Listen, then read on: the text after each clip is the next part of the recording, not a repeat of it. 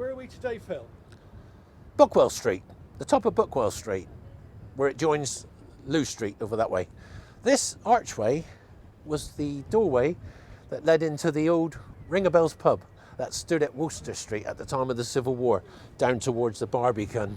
When they demolished that building, for some reason they saved this doorway and moved it up here. So it's just an interesting piece of architecture that would have been here during the Civil War. And I wonder how many people actually walked through that doorway during that period. We're just going through the doorway now.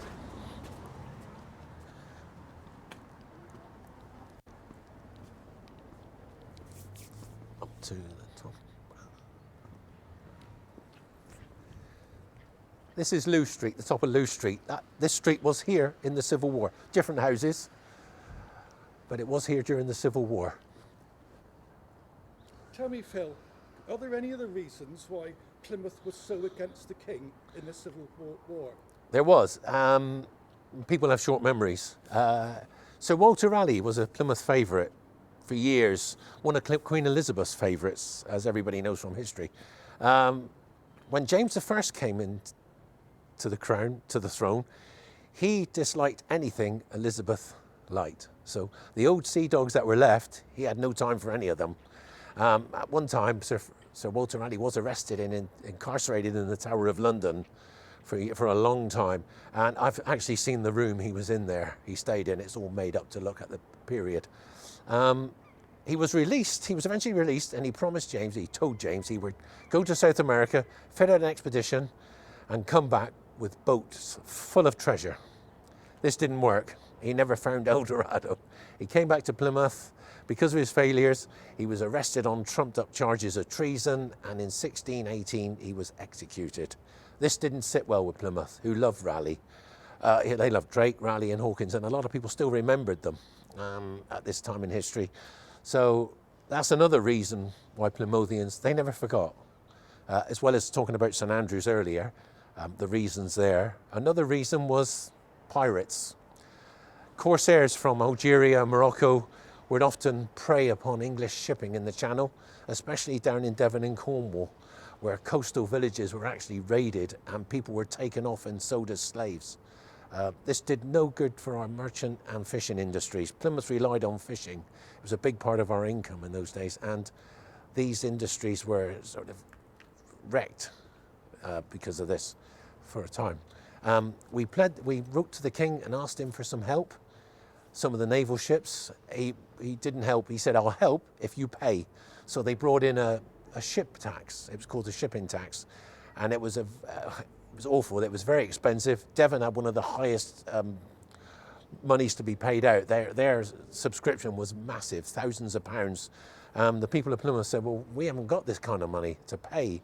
So the king said, if you don't, then you won't get any help. And there were stories that when these pirates were attacking English ships of the Royal Navy that were in the area did nothing to help. This faded over the years. In the late 1630s, this would fade out when the Navy did get stronger. Shipping money did come into it a bit more and pay for these ships. Another reason why Plymouth went against the crown was in the early 1620s, Prince Charles, as he was then, James I's son, was looking for a wife. So he went to Spain with the Duke of Buckingham, hoping to get a marriage agreement with the Infanta of Spain. This was refused, so Charles came back home, disgruntled. He got in with Buckingham, and he devised a way to start a war with Spain. He influenced his father, James I. James agreed to it, and in 1625, James had died by now. Charles was now king. He carried it on. He brought an expedition together, sailed off to Cadiz, failed dismally. When they came back, a lot of the soldiers were sick and disease had broken out on the ship. There was no fresh fruit, no fresh vegetables, no fresh meat. Water was bad. Wounded soldiers with sores and bad wounds were all put ashore. 5,000 or 6,000 men were put ashore in Plymouth and billeted on the locals, not just in Plymouth, but in the surrounding country around. That means we had to pay for them. Money came down from London to reimburse the council, but it was never sent. It was always delayed. And when it got here, some of it was missing.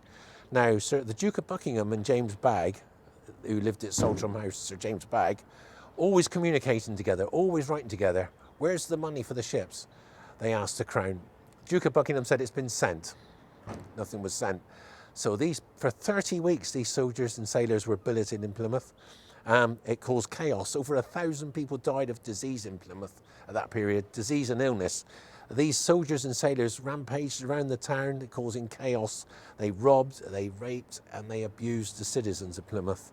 Eventually, they were taken away. They were moved, and some sort of normality came back to Plymouth. 2 years later, King Charles decided to help the Protestants of La Rochelle against Louis XIII. King Louis XIII of France was a Catholic king.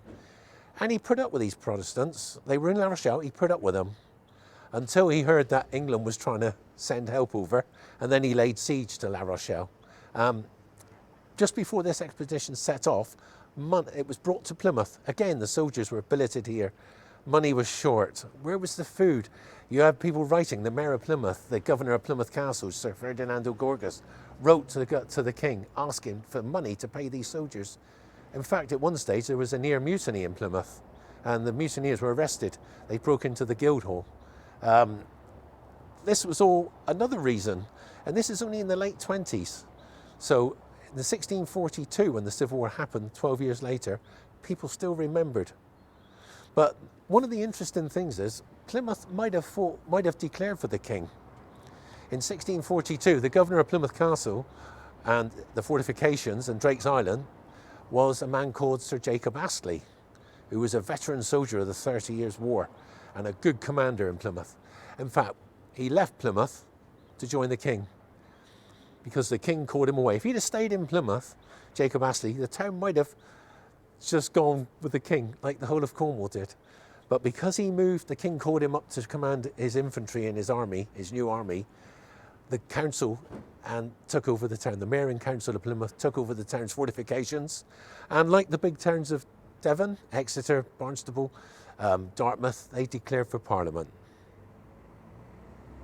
Thank you, Phil. Was that interesting?